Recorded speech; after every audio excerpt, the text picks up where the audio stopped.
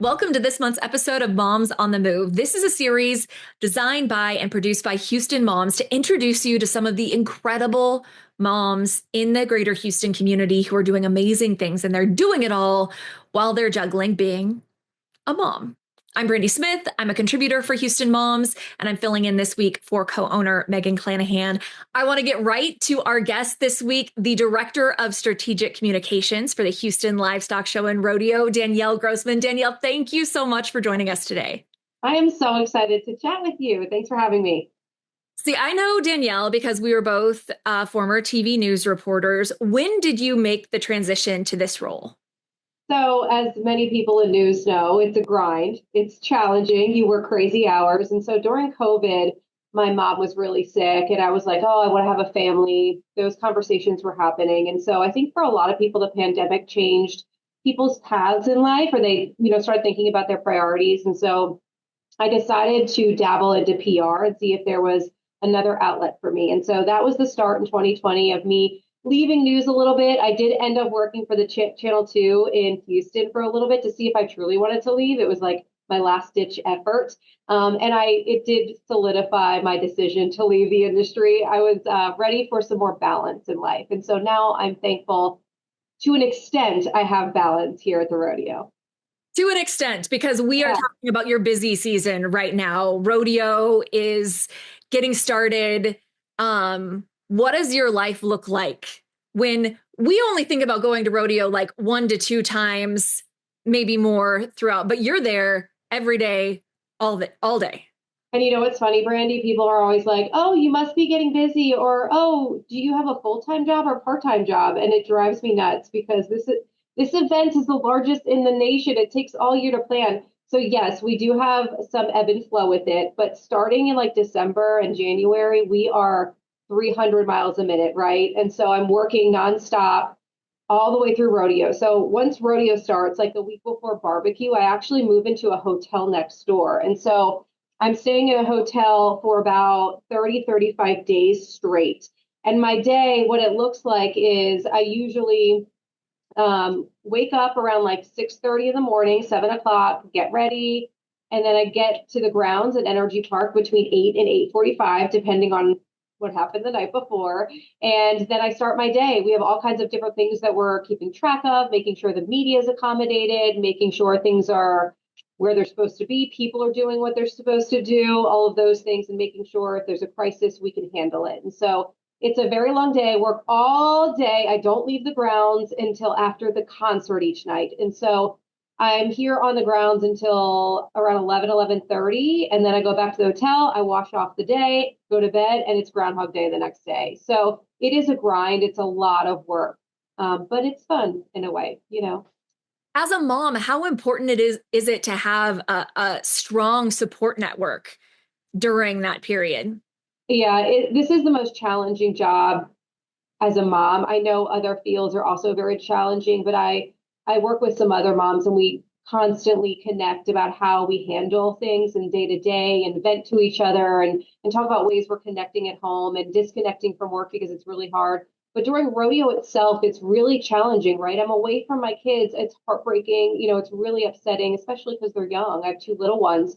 And so for me, thankfully, my husband is such a rock. He is just steps up, he does the laundry, takes them to school, feeds them, does everything for 3 to 4 weeks straight. He's basically a single father.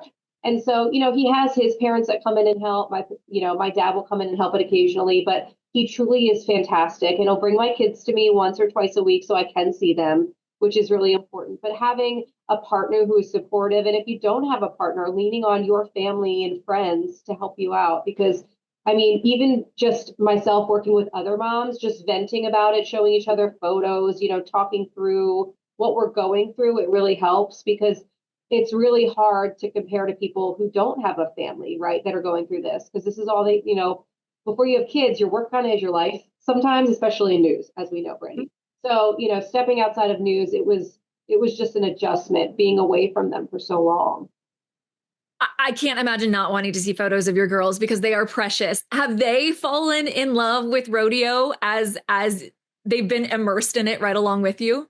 Oh, you know it. My daughter, I don't know, but like 3 and 4 year olds, they love looking at photos of themselves. And so every night before bed, as we get up to rodeo, she goes, I need to see video from rodeo last year. I want to watch carnival rides. I want to watch the animals. She goes, I want to see the horses and I want to see the chickens. And she's just very, inquisitive, and she asks a lot of questions about it. Something that's pretty amazing because growing up, I grew up in Philadelphia, so I had no exposure to ag and livestock. And so for me to expose her to this early on is really nice. And it hopefully it sparks her interest for something like that when she's older. So they truly love it. I mean, what kid doesn't like the carnival and corn dogs? Truly. 100%. How have you navigated this journey? News to PR, having the girls or having the kids, is there more of a, do you really have more of a focus on that family time and appreciate it more now that you do get it? Yeah, and I think I talk to a lot of moms about this because, like, after COVID happened, priorities change, right? And once you have kids, you you just change the way you think. Like you just function differently because your kids are at the forefront. That's who you're thinking about constantly, and you're thinking about their feelings, and you're thinking about their doctor's appointments, and everything is just your life is revolving around these children. And so for me, I'm the kind of mom that I could never be a stay-at-home mom. There are some moms that are stay-at-home moms, and kudos to you. You're unbelievable. It is the hardest job ever.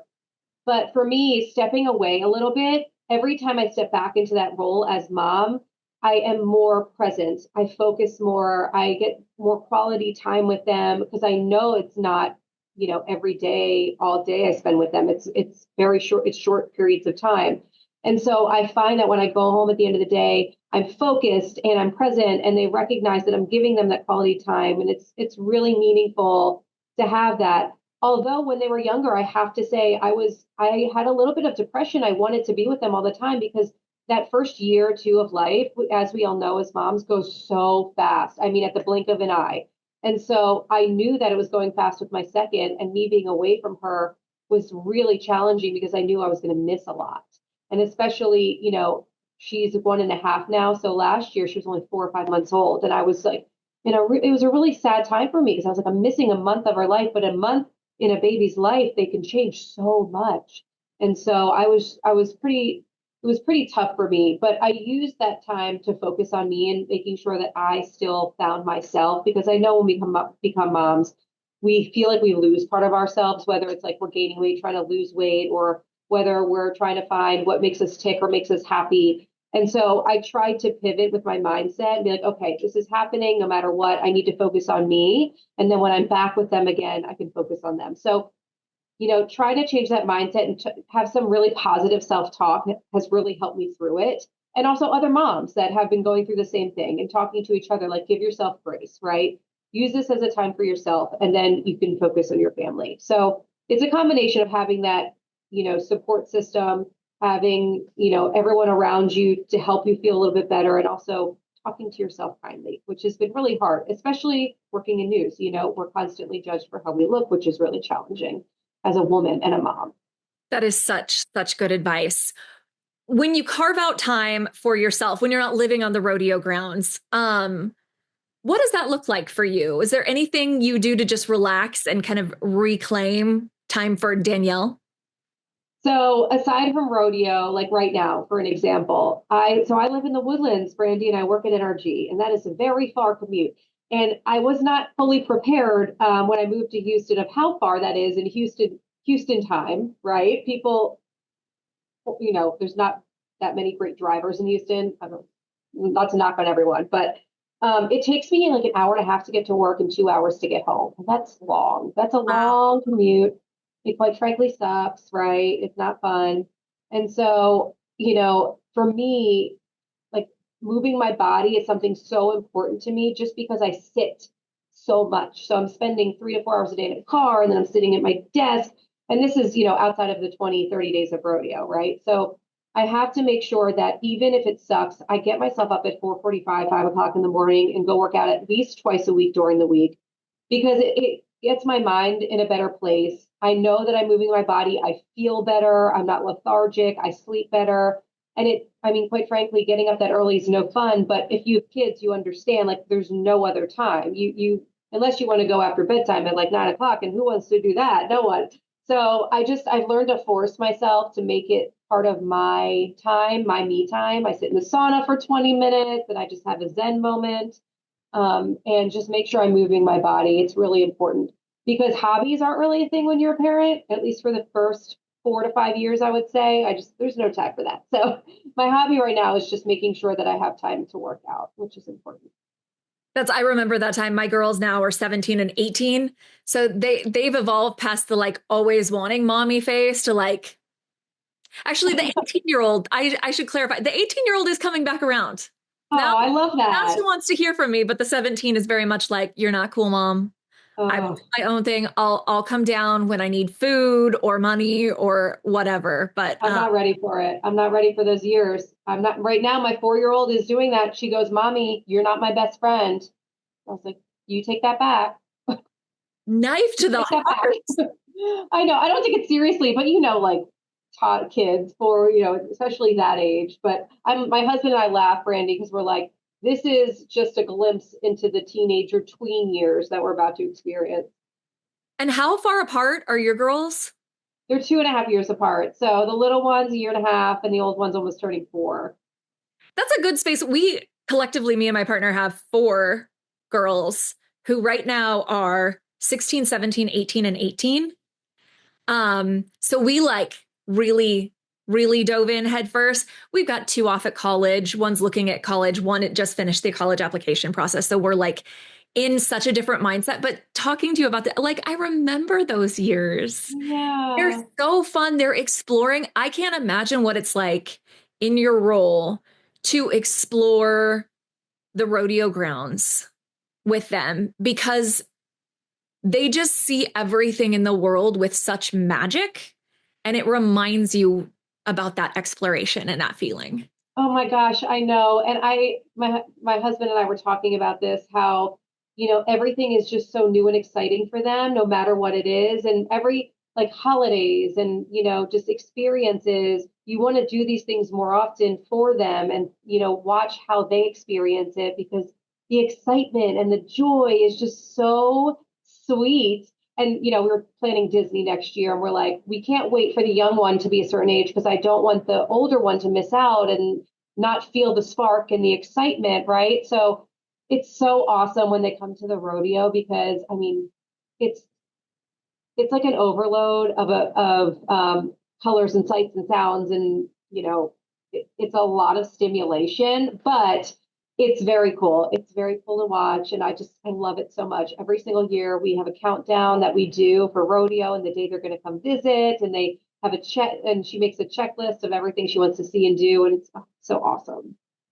I have to ask because you hadn't been to rodeo before you moved to Houston, right? No, so I'm from Philadelphia, and I actually never heard of the rodeo, to be honest. And Brandi, that is one of my biggest things that I'm trying to achieve here is getting the word out to those Northeasters and those people who don't know what it is, that it is so incredible. And it's funny because when I applied for this job, I was at a holiday party at my neighbor's, and I was like, yeah, I have this interview at the Houston Livestock Show and Rodeo. And they're like, that's a big deal. And I was like, is it? And so then I had that conversation, and then I got the job, and I'm like, wow, this is pretty cool. That's Is that funny? all of my friends and family who haven't been. I'm like evangelizing it because you cannot describe it to someone. Video does not do it justice until you are literal boots on the ground inside the gates. Yeah. Will not understand the experience. And I have to explain to people this is not a 1 day thing. You cannot see everything in 1 day. No. It's at least 2 days more if you really want to get the full experience. But There's so much to do, like especially for families, and we're really trying to cater now to families, especially like opening day. We're bringing like the Kids Act and Taylor Swift impersonator, and we're having all these really fun family friendly things, and trying to get more families to come out with their kids and enjoy because it is only 20 days, and it is exciting for the kids, and they only get this once a year, and so we want it to be an experience for everyone. And I think that the community is recognizing that, which is nice. We're also catering to, like Wednesdays, we have lower prices on foods because it can get expensive. Like we all know our kid's going to take a bite out of a pizza and be like, Mommy, I don't want this. So we get that too. And so I think they're trying to evolve and cater to bigger families. I think that's so important to mention because I think there's a misconception that you have to go and blow $100 per person if you go Yeah. to the rodeo. And that's not the case. You guys introduced Community Day, so folks can come in for free. And there's Family just so many Wednesdays. free activities. Oh, go ahead. Yeah, Family Wednesdays. So like the other Wednesdays, kids, certain kids can get in free, certain people can get in free depending on your age. And then we have discounts at all, like a lot of the vendors, like discounted food options. But yes, there's so many free activities. So with that, when they get on the grounds, I mean, the whole ag venture in general can keep you occupied for like 3 hours. That is my favorite part of rodeo Yeah. every year. The birthing center. Is the rabbit hole coming back? Yes, so we have the rabbits. We are not bringing parakeets back. The line was crazy, and I'm not a fan of birds, but we are having a very cool new reimagined beekeeper exhibit. So, like, there's going to be beehives, there are going to be beekeepers. They can teach you about flowers and pollination. It's very cool. It looks awesome too. It's brand new. All of that. I grew up in the country, so all of that is like pretty old hat for me, right? Like I grew up around it. Seeing kids as students coming through on tours reacting to it, a lot of them are city kids who just like haven't been exposed to that. They didn't grow up next to a pasture with cows and horses. They didn't Yeah, have friends with chickens. So to see all of that, I think it's so educational. it's And that's what important. the rodeo is all about.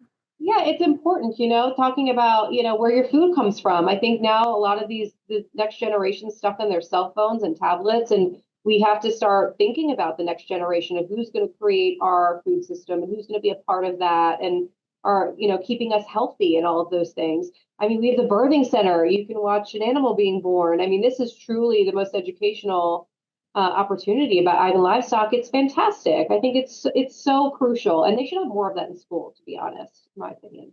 I agree entirely. I want to jump into like rapid fire questions. Okay. Okay, so the first one, and this is hard for me to answer, so I'm curious what you'll answer. What is your favorite family-friendly restaurant in the Houston area? Okay, so I'm gonna give an answer from the Woodlands because I live in the Woodlands. Yeah, Is that okay? So for absolutely. all my northern Houston gals It's the out greater there, Houston area. yeah. So a lot of like Crust Pizza Co. has really great kids areas, and I live in the area of like Panther Creek, so we have a lot of really great outdoor stuff because it's the Woodlands and there's tons of walking paths.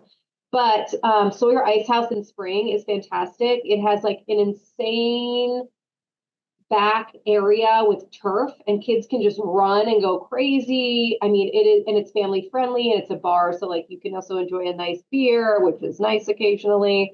So we like going there. That's a really cool place to go, knowing that they're contained. At that age, anywhere you can just let them run. Yes, 1,000%. Amen. What is the one meal that you make that everyone in your house will eat and maybe come back for seconds? Definitely a roast. My whole family will eat beef. It's, kids are hard to feed and they're picky. But if I make a roast with veggies, they will eat the veggies and they will eat the meat. And it lasts us like 3 days. So that's definitely a go-to. And I tell family, I would put it in the crock pot, let it cook for 6 hours. You're good to go. No work. It's so easy. It's like the best thing ever. And the fact that they'll eat, that's incredible. Yeah, That's well, I say they eat beef. She eats beef, but it's one of like three foods she'll eat. So, I guess it's better than some other things, but we're at beef, mac and cheese, and chicken nuggets. That's all we got. hey. A doctor once told me, as long as they're eating and drinking water, Yes, you're doing your job. that's what I said. They'll come around eventually. Exactly. I do know a child who ate like Twinkies for an entire year and they survived, so we're good. We'll be I fine. that as a journalist. Doritos and Snickers fueled me for a solid few years. Oh Not yeah, the healthiest approach. ramen noodles. Not What's healthy. your favorite place in the greater Houston area to take the girls? I love taking them to Discovery Green. That's really fun. we don't go in town a lot, but when we do, it's there or the zoo. And the zoo, most families go to the zoo a lot, but we're in the age now where they really love animals. So it's always a success when we go. And I always prepare like to buy them a tchotchke that costs $20 and it's a great day. So the zoo's great. And the membership is so affordable. I mean, if you're going to go 2 or 3 times in the year, you might as well buy the membership. So we love it. Beautiful. Favorite thing, you touched on this earlier, but a favorite thing to do on your own time. Like you have 2 hours to yourself. What are you doing with that? So aside from the working out, I absolutely love thrift shopping, Randy. I'm obsessed with thrift shopping. I try to go to a new thrift shop once a month. And I usually don't buy things I don't need, but I find things that I'll end up needing and I look for the kids' clothes there, right? But I also get a thrill out of it. Like if I find something that's really nice, right? It's exciting to me. I hate buying things new full price. That's like kind of a thing I have. I'm also really into sustainability and I want to do my part. So I really enjoy it. And there's tons of really good thrift shops in Houston. With kids that age though, too, they're growing so fast. Yeah. You cycle through clothes like it's nothing. So it's hard to justify. It was when my girls were that young to justify paying full price for something they're gonna be in for maybe 3 months if you're lucky. Yeah. And then they jump in puddles and then get pasta sauce all over themselves and it's ruined after day two. So I'm like, I'm not buying you anything new. Maybe your grandma can buy you something new, but not mommy. Sorry. They don't know the difference. So we're good. That's the grandma role. Yeah. That's what grandmas are for. Yeah. Do you have any favorite thrifting spots? So there's a few thrift spots in the spring area that I really love. And one of them is what is it called?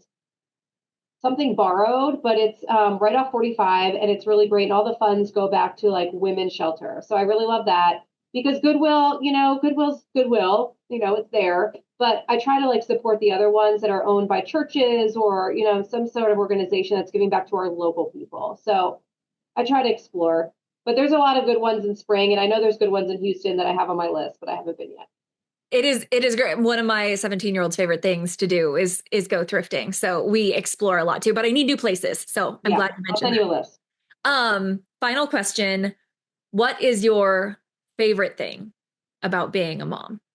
My favorite part about being a mom is knowing that no matter what I'm going through, no matter how I feel, these little people will always love me and be excited to see me, right? So, like, your spouse could be mad at you one night, or, you're in a fight or something, but your kids truly, when they see you, it's like they've never haven't seen you in a month. And it's the most amazing feeling, like when you little kids, when you pick them up from school, it's like, Mommy, I haven't seen you in 5 years. And it's like the most heartwarming, emotional experience. And ugh, it's it's like you can't even put it into words because it's just so sweet. And just being a mom in general, knowing that there's so much love there from a little human being that you created is so awesome. I can't It's hard to explain to people without kids because you don't know until you have your own kids, right? It's just a different type of love. So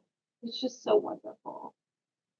That's beautiful. Well, Danielle, I Yeah. can't thank you enough again for being on Moms on the Move. And we wish you peace and Thank strength you. and lots of sleep during the rodeo Thank ahead. you. I am so excited. I hope everyone comes out to rodeo. It's going to be fantastic. And if you see me on the grounds, please say hi. Please say hi. We'll be back next month with another episode of Moms on the Move, profiling another incredible woman in the Houston community who is doing great things while being a mom. Until then, take care.